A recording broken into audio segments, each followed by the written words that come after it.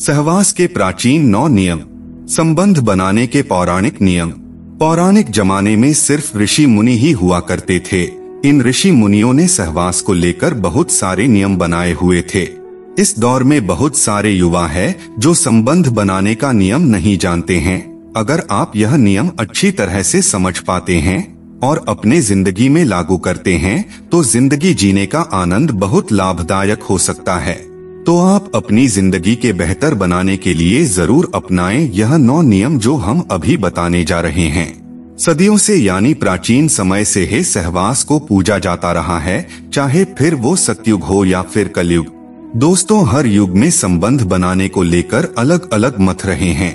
पति और पत्नी के बीच सहवास सिर्फ रिश्तों को मजबूत बनाए रखने का एक आधार होता है, बशर्ते कि उसमें प्रेम हो, काम वासना नहीं। ज्यादा काम वासना में डूबे हुए इंसान कभी अच्छे प्रेमिका या पति नहीं हो सकते। वहीं देखा जाए तो प्राचीन समय में शारीरिक संबंध बनाने की प्रक्रिया को काफी पवित्र समझा जाता था।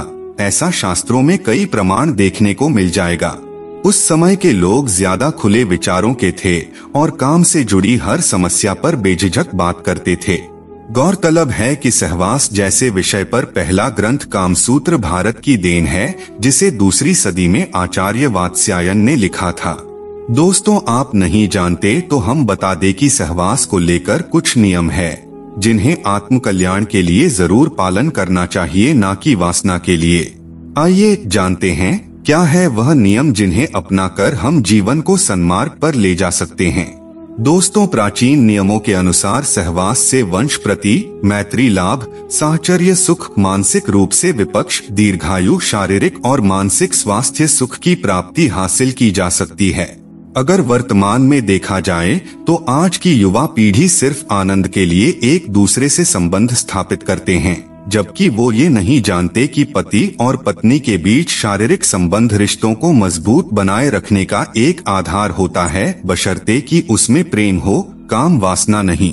अगर हमारा राय लिया जाए तो यह जरूरी हो जाता है कि आज की युवा पीढ़ी को सहवास के प्राचीन नियमों के बारे में जानना चाहिए, ताकि उनके रिश्ते आपस में अधिक मजबूत हो सकें और उन्हें एक संस्कारवान संतान की प्राप्ति हो। धर्म पर शोध कर रहे और करने वाली जानी मानी इतिहासकार मधु खन्ना ने बीबीसी को बताया, भारत के बनने से संबंधित दर्शन के अनुसार ब्रह्मांड लौकिक इच्छा से बनाया गया था और कामुकता को पवित्र माना गया था। कामुकता के बारे में सबसे विस्तृत मानी जाने वाली किताब कामसूत्र 3री सदी में लिखी गई थी और ये किताब प्राचीन भारत के बारे में बहुत कुछ दर्शाता है। नमस्कार मित्रों, वीडियो में आगे बढ़ने से पहले आपसे एक अनुरोध है, कृपया हमारे सनातन ज्ञान कथा चैनल पर पहली बार आए हैं तो चैनल को सब्सक्राइब अवश्य कीजिएगा। हमारे द्वारा दिए गए जानकारी अच्छे लगे तो अपने दोस्तों के पास इस वीडियो को शेयर जरूर कीजिएगा। आइए जान लेते हैं क्या है प्रथम नियम। शास्त्रों के बात की जाए तो शास्त्रों के अनुसार मनुष्यों के शरीर में व्यान, समान, अपान, उदान और प्राण नाम के 5 प्रकार की वायु रहती है। मित्रों, इन 5 में से एक अपान वायु ही मल, मूत्र, शुक्र, गर्भ और आर्तव को बाहर निकालने का कार्य करती है। अच्छे से समझे तो इसमें से शुक्र को ही वीर्य भी कहा जाता है, यानी यह वायु संभोग से संबंध रखती है। शास्त्रों के अनुसार बात की जाए तो जब इस वायु की गति में फर्क आता है या यह किसी भी प्रकार से दूषित हो जाती है तो मूत्राशय और गुदा संबंधी रोग उत्पन्न होते हैं, जिस वजह से संभोग की शक्ति पर भी असर पड़ता है। अपान वायु ही स्त्रियों में माहवारी, प्रजनन और यहाँ तक कि सहवास को भी नियंत्रित करने का कार्य करती है। इसलिए मनुष्यों को चाहिए वह अपने शरीर में इस वायु को शुद्ध और गतिशील बनाए रखने के लिए अपने उदर यानी पेट को साफ रखे और निश्चित समय पर शौचादि से निवृत्त हो। नंबर 2, क्या कहता है दूसरा नियम। दोस्तों, कामसूत्र के रचयिता ऋषि वात्स्यायन के अनुसार कहते हैं कि स्त्रियों को कामशास्त्र का ज्ञान होना बेहद जरूरी है, क्योंकि इस ज्ञान का प्रयोग पुरुषों से अधिक स्त्रियों के लिए जरूरी है। हालांकि पति पत्नी दोनों को ही इसका भरपूर ज्ञान हो तभी अच्छे सुख की प्राप्ति होती है। ऋषि वात्स्यायन के अनुसार स्त्री को विवाह से पहले पिता के घर में और विवाह के पश्चात पति की अनुमति से काम की शिक्षा जरूर लेनी चाहिए। ऋषि वात्स्यायन के कहने का मतलब मत है कि स्त्रियों को गणिका की तरह व्यवहार करना चाहिए। इससे दाम्पत्य जीवन में स्थिरता बनी रहती है और पति अन्य स्त्रियों की ओर आकर्षित नहीं हो पाता है तथा पत्नी के साथ उसके मधुर संबंध बने रहते हैं। इसलिए स्त्रियों को सहवास का ज्ञान होना आवश्यक है ताकि वह काम कला में निपुण हो सके और पति को अपने प्रेम पाश में बांधकर रख सके। ऐसा करने से पति पत्नी के रिश्ते में मधुरता बनी रहती है और रिश्ते मजबूत बना रहता है।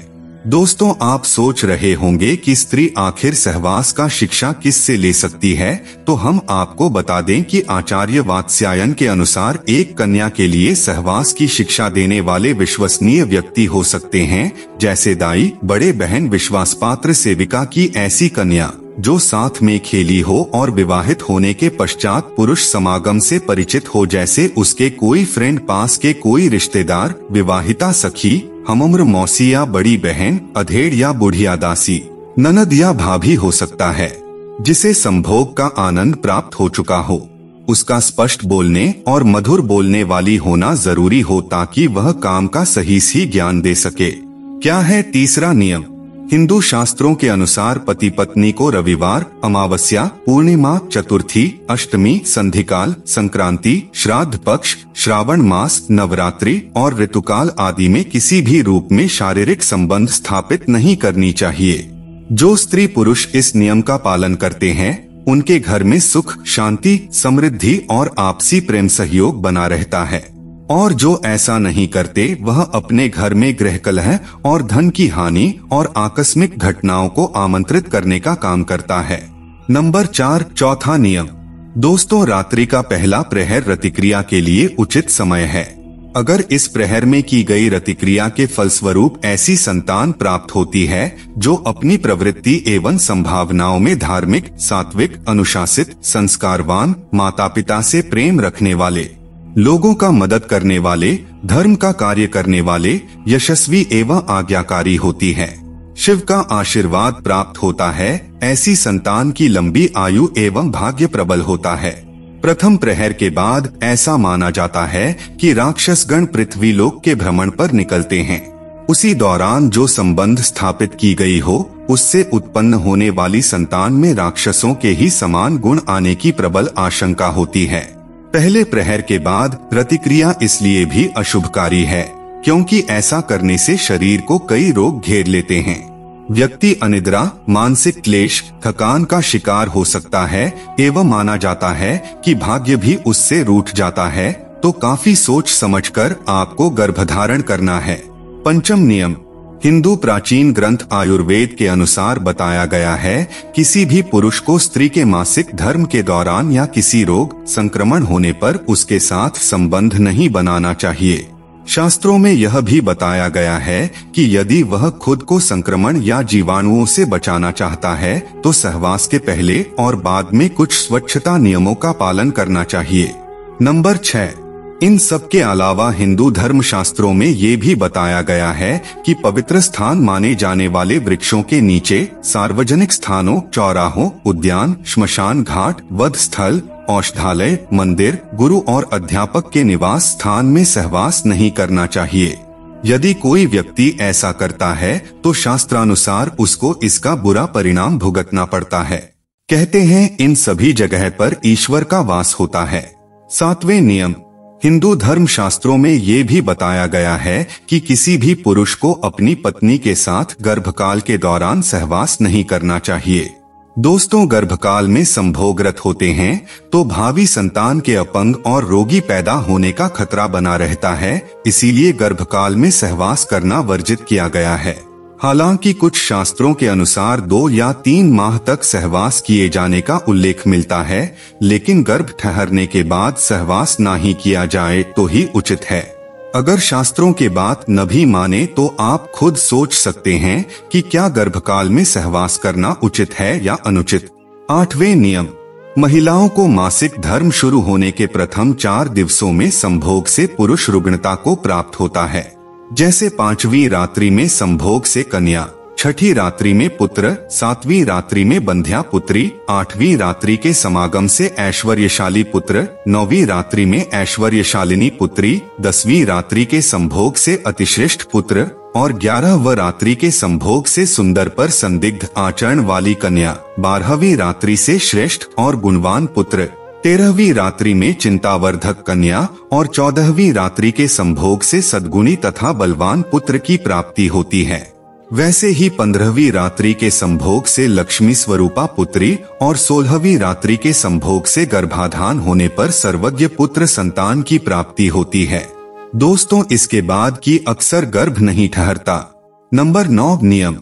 शास्त्र सम्मत है कि सुंदर, दीर्घायु और अच्छे स्वस्थ संतान के लिए गडांत, ग्रहण, सूर्योदय एवं सूर्यास्त काल, निधन नक्षत्र, रिक्ता तिथि, दिवाकाल, भद्रा, पर्वकाल, अमावस्या, श्राद्ध के दिन, गंड तिथि, गंड नक्षत्र तथा 8वें चंद्रमा का त्याग करके शुभ मुहूर्त में संबंध स्थापित करना चाहिए।